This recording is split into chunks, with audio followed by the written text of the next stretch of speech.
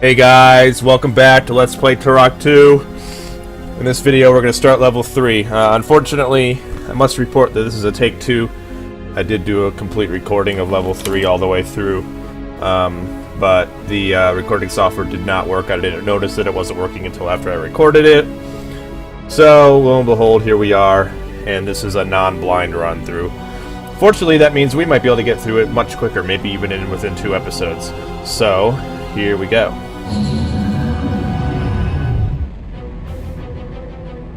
The Death Marshes.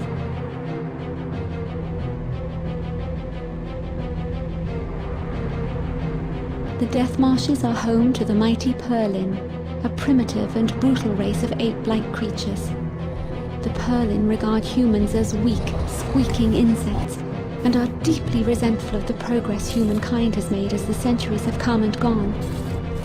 The Primogen has fooled the Purlin into believing that he will turn the lost land over to them once they have helped free him. Little do the Purlin know that the Primogen intends to wipe them out as soon as Turok is no longer a threat. Though they are unpredictable and untrustworthy, the Primogen has armed the Purlin with a very limited reserve of high-tech weaponry and ammunition. Your mission objectives are as follows.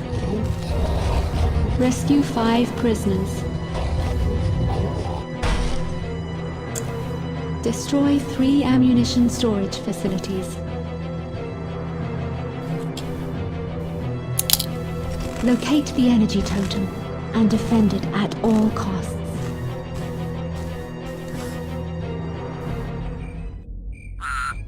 Well, here we go. So as you see in the intro, there isn't much to this level, at least in my opinion. There are 5 prisoners to find and 3 ammunition storage facilities, and right away you're greeted with one, and it kind of teases you. It's like up there, and also you're kind of teased with this right at the beginning of the level too. But the Purlin are actually one of the most encountered enemies, or I don't know if they're the most encountered enemy, but they're a fairly common enemy from the original Turok, and we'll see 3 different variants of them in this level, in addition to every enemies that we've seen throughout the rest of the game so far. In addition to a few other new enemies, which we'll go through as we go through the level here. So right away, you're attacked by what they call a war club through this bridge, and they kind of just try to jump scare you like that through the entire level. So I guess one thing, this level doesn't keep platforming kind of vital. It's a forefront of a little bit of platforming, but not so much that it gets really annoying. Not nearly as bad as what we're going to see in later levels, but a little bit more than what we saw in the previous couple. These guys are gunners. They have basically a giant machine gun on their back that's so big that when they die, they like just fall backwards onto their ammo case, so it's kind of silly looking. But they're also pretty annoying because their shots are hard to dodge. If you're not constantly moving, they'll hit you, and they can see you from all the way across the level. So here we're on the other side of that bridge that broke. We can come up here and get a couple of little collectibles, including a Mag 60, but I have full ammo right now, so I can't get it. So another thing I noticed on my last recording, the music right now is actually the N64 version, I believe. Even though we have the PC version music picked. Something funny that happens, Purlin war clubs will pick up nearby rocks like this, kind of like the Titans in Unreal.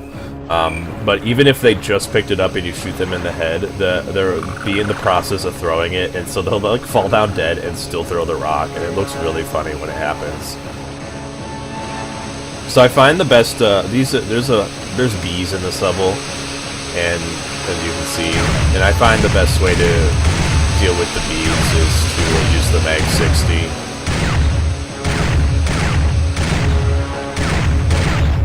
Turn my ear volume down here a little bit so I can hear a little bit better.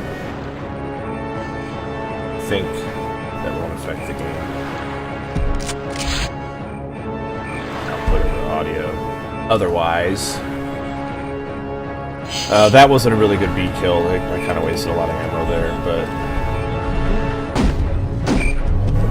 Purlin are kind of just, you shoot them in the head, they're dead. They're almost weaker than, they're almost just as weak as like a Raptoid. They're really not that big of a deal. But on the other hand, once we get to the Juggernauts, those are a little bit tougher to deal with, as you'll see.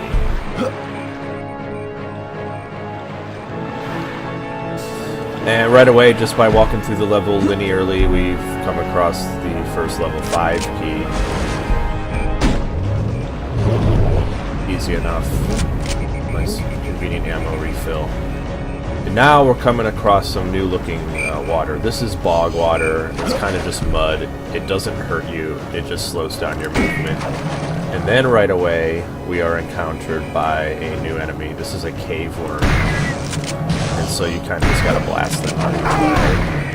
There's a glitch that happens with those, fairly common in the older versions of the game, so I'm kind of curious if that glitch has been taken care of, where you'll kill a cave worm.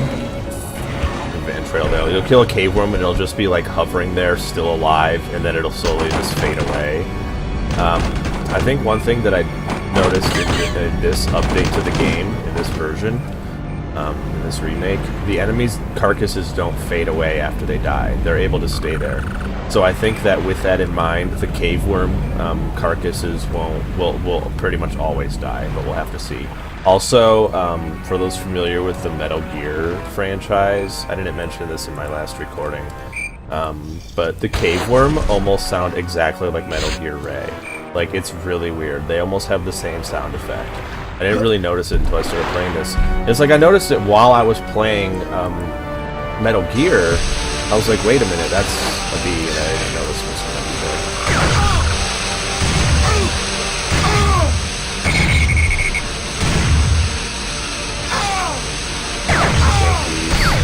It looked ugly as hell, too. And that wasted a lot of ammo. Anyway, as I was saying, I noticed when I was playing Metal Gear, like Metal Gear Solid 2, for example, or any other game that has Metal Gear Ray in it, I noticed that something sounded familiar with the Metal Gear Ray sound effects, but I couldn't quite ever remember what it is. It's literally the cave worm sound effect. Like, it's so similar that it has to be why I thought Metal Gear Ray sounded familiar. Because I used to play this game a lot as a child, but not, and then Metal Gear Solid afterwards, obviously, since it came out. But yeah, the cave worms make the same sound as Metal Gear Ray, so I think that's just kind of like, doesn't make any sense at all. It's just reused sound effects.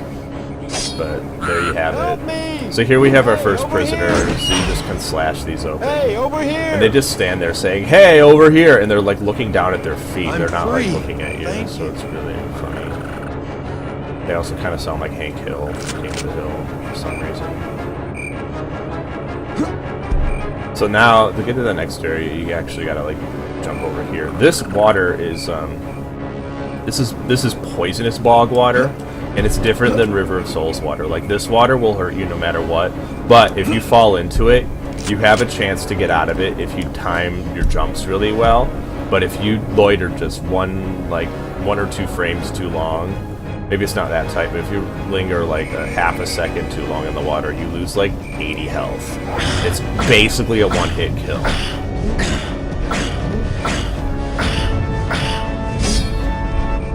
I wonder, that'd be kind of cool if I could take that guy out. I wonder if I can trank him. Well, he went down. Unfortunately, I couldn't trank him. Alright, so this is the ammo storage facility that we saw at the beginning of the level. See, there's the beginning of the level. And one thing you have to be careful of with these is you don't want to be standing under them as you shoot the locks off, because the door will smash you and take off with a lot of health. So go ahead into the storage facility. There's literally a portal that like warps you into it. It's like a completely different area.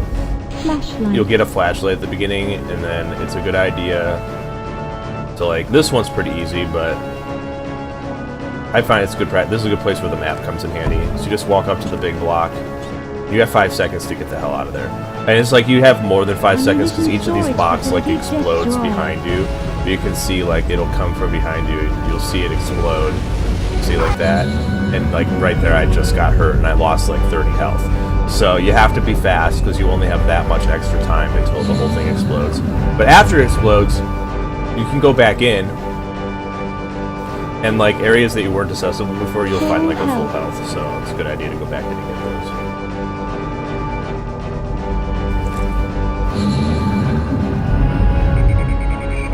This level's pretty linear. It's kind of hard to miss things. Although on my last playthrough I did miss one of the prisoners, and I'll point that out when I get to it. So here we have a checkpoint station.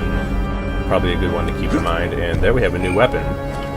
We can't quite get to it from here, but we'll be able to get to it very soon. I believe there's a Turok coming.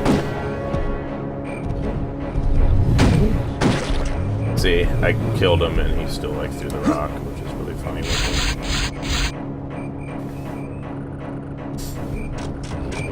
Oh boy.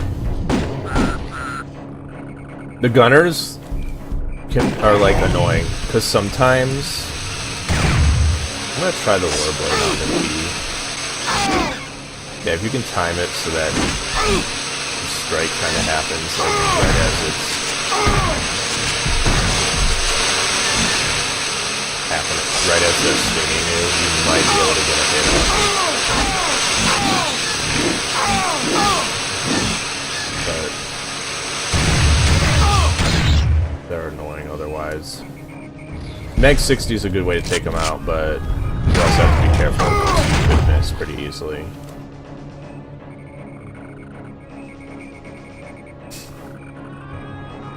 In most other cases where the Mag 60, you could just use the pistol instead.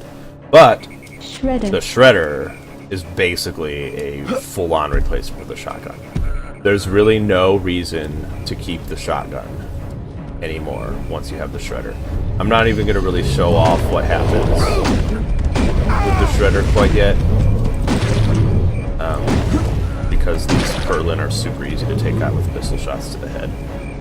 But basically the way the Shredder works, I have to remember I'm re-explaining everything I explained in the last video, but the way the Shredder works is it uses shotgun ammo, it uses the exact same ammo, so you can do explosive rounds or regular shotgun rounds. But instead of acting like a normal shotgun where it sprays, you know, it sprays the shrapnel out of the cartridge, it actually injects the entire cartridge into your enemy with, you know, it impacts the entire cartridge into the enemy, and then it will explode like inside of the enemy. So it causes the shrapnel to happen inside of the enemy, which is kind of awesome. So that up there on that bridge was the first Juggernaut of the episode of the level, and Juggernauts go down really easily with tech arrows. That's like their ultimate weakness. So tech arrows are really good for Juggernauts. So another, right there we collected some health, but something that happened there is a cave worm kind of just appeared out of the ground. Cave worms will defend items like that, so you gotta watch out.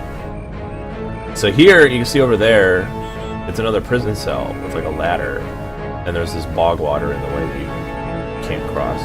I thought when I first played this, I missed something, and I'm like, oh shoot, I missed the prisoner. But it ends up that I didn't, and it's unfortunate that happened, but that's what happened. And I thought I had to get it from here, but you can't get it from here. Even if you're able to jump over there, there's still like an invisible wall blocking you from being able to get up there, which kind of sucks. So here, like right away, I mean, like, look, there's already the next level 5 key, and I mean, like, yeah, there's a Juggernaut waiting, and I should be using the tech bow.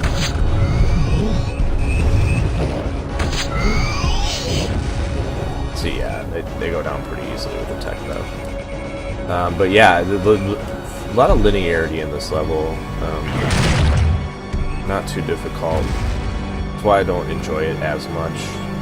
There are some parts that are a little bit tough, but as you'll see, it's not too bad. So we're about halfway through this episode. Let's see.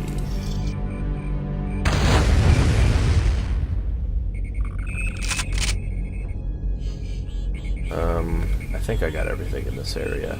See, it really feels like I'm missing something now that I saw that prisoner, but no, you can continue at this point.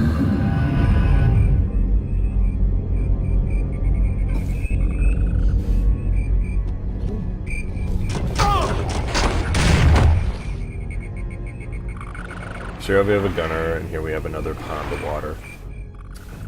River of Souls water.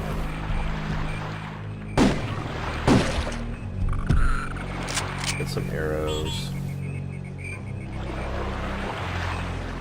You gotta watch these towers, it's a good idea to keep an eye on the towers. Kind of annoying here because you can't really... You don't really have an ability to dodge on these platforms. And I think it's, I think all of those items down there are guarded by cave worms, so you have to watch out for that too. It's kind of annoying just going down there and grabbing them too, because the bog water is annoying to have to jump through. So there's some shotgun shells over there. I don't think I need them right now. We're gonna go ahead and continue.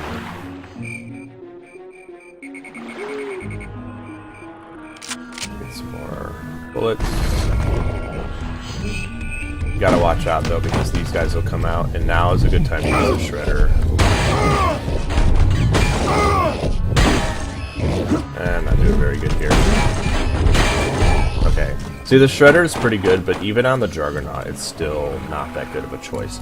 The best choice on the Juggernauts is the tech arrow. As is enemies that are far away. But soon we won't have another option with enemies that are far away. With another new weapon later in the level. Okay, I don't want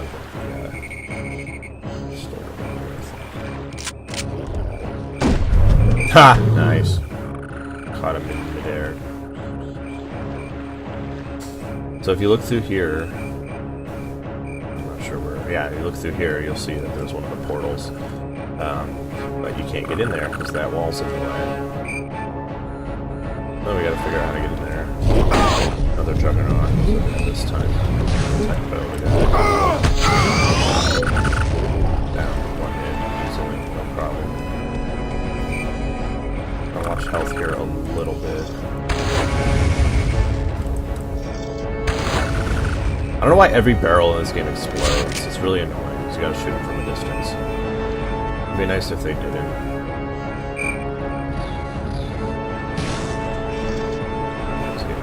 Shot at this guy.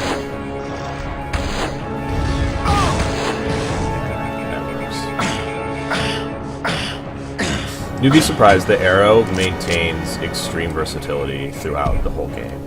Like, you wouldn't think, oh, the arrow becomes worthless once you get other weapons. No, it's still, especially with the tech bow and its sniper ability, it stays useful throughout the whole game. As you can see, like right there, bam, and you can collect your ammo. I mean, Turok is Turok. That's his, like, best ability is just the bow. So here's how you get to the portal. Yeah, you have to climb up that ladder and go over there, and then you get to it. But the problem is, we haven't found the switch yet. Now, this is one of the levels where it's like, whoa, the switch, they start getting really far away from the portal. It's not very obvious where the switch is. So in order to find the switch, you gotta come all the way down here.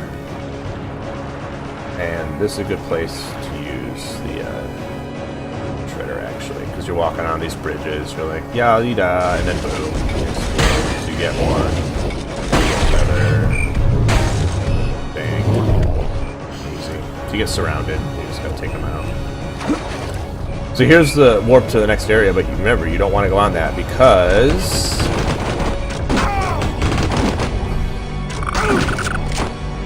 the switch is always in the same area as the portal. Activated. As far as I know. We'll come back to that in a minute. I remember something else that's over there. I think it's over there.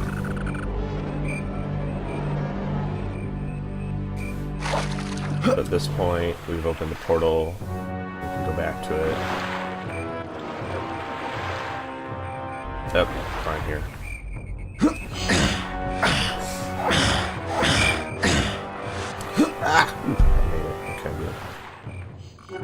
You always have a one little split second left to jump even after you fall off the ledge. And here we go. And I believe this is the bad one. Yes, it is. So here we go. Once again, another awesome place with the shredder. You don't want to run into there too fast because you have a chance to fall down bottomless pit. So in this one, you kind of just have 3 rooms to take in and take care of it.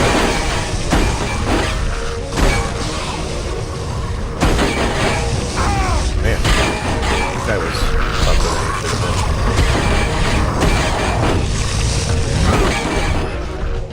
Nice. That was the human cough sound. So like when those guys die,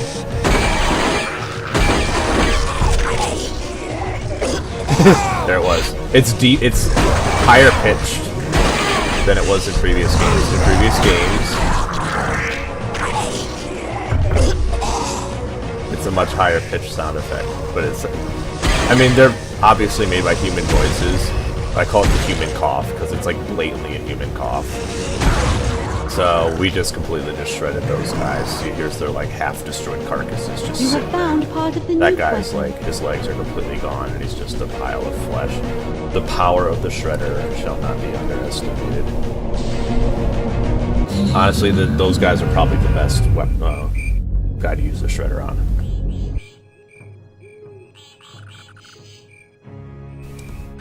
So go ahead and we'll see if we can fit in one more. See if we can fit in one more mission objective here. I'm gonna kind of run kind of quick here because there really isn't a need to kill everything that you run into in the game. Just kind of gotta, you know, push through. Once you know like where everything is, I just keep going. So with the warp.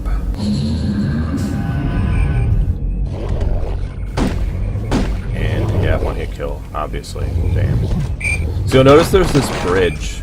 If I take out the gunner here, you'll notice that there's this bridge that kind of goes over. You'll end up there eventually, and if you fall off, you got to go all the way back up to it. So that's something to keep in mind.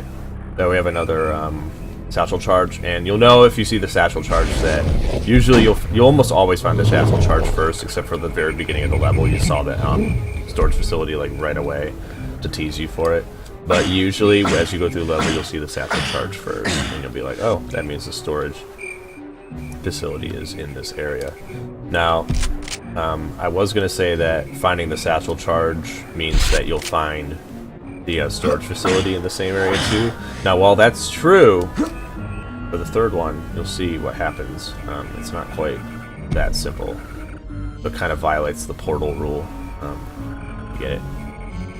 I think I have to actually go back to do this one. So that was tricky. So this one, you have to jump across this gap and climb here. I think there's an enemy at the top of this tower. Nope. Okay. There is one over here. I wonder if I can train him. Yep. The Trent gets you some non-lethal kills. I don't think they come back to life either, which is kind of cool. Never mind. They definitely come back. So yeah, you're gonna die. So again, watch out. And in we go. Flashlight. You just gotta remember to always find the satchel charge before going in. Again, use the map, kind of keep an eye on the map at the same time. And get the hell out of here. Ammunition storage facility destroyed. Easy gets, and now I have full health, I don't have to go back in. One thing I'm not sure of where to find in this level is in Ultra Health. I don't think there is any.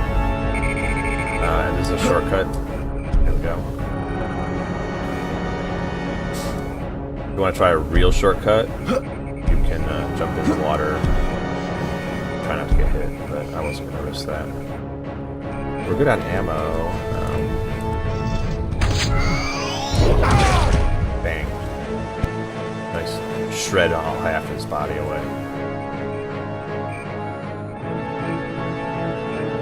Yeah, save your techos for Juggernauts, because there'll be plenty of them in the level. Okay, so fall down there, and more shells. So the way to go through the level is through here, but go around here.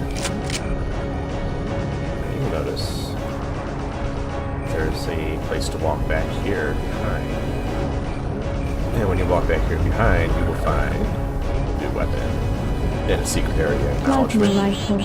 This is the plasma rifle, and it's pretty good. The thing that makes it really worth something is that it has a scope. So now we have 2 sniper weapons, but still the tech bow is going to be above and beyond the best option in this level.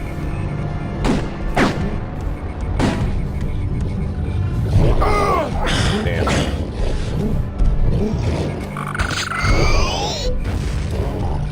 Yeah, just like that. Full health. I'm still having so much trouble like just simply switching weapons. Because what happens is like when you get each upgrade to each weapon, it stays on the same number. I didn't explain that yet. So if you have the Talon and then you get the blade, you have to keep pressing the number 1 to switch between the two. Just like the original bow and the tech bow is number 3, the Mag 60 and the pistol is number 3, the tranquilizer is number 4. We'll get back to that later in the game. It's a very useful weapon. Number 5 is the shotgun and the shotgun and the shredder, and the number 6 is the plasma rifle. I think the plasma rifle has an upgrade, but I can't remember. There actually is a 3rd upgrade, technically speaking, for the first weapon too, but I don't want to spoil anything. So at that point, we have beat the 2nd storage facility and rescued a prisoner, and at this point we can head to the next area, and we will see you in the next episode. Take care.